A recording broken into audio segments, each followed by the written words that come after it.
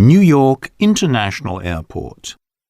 New York City is a destination that most people want to visit at least once in their lives.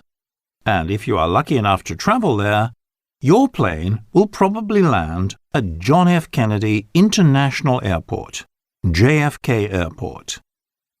Its construction started in 1943, when it became clear that the city's first major airport, LaGuardia Airport, was simply too small for such a busy city. The major airlines that were going to use the airport designed the airport's terminals, and so each terminal at the airport is unique. After 5 years, in July 1948, the first passenger flight left the airport. Its official name was New York International Airport. But in December 1963, 2 months after the assassination of President John F. Kennedy, people started using the new name out of respect for the late president.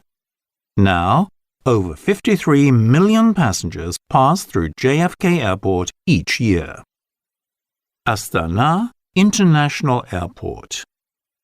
Astana is one of the most modern and exciting cities in the world. With its striking architecture and huge open boulevards, it's a unique travel destination.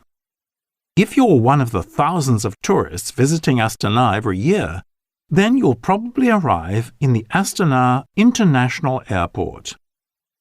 Although there has been an airport in Astana since 1931, they started building the amazing structure we see today in 1997.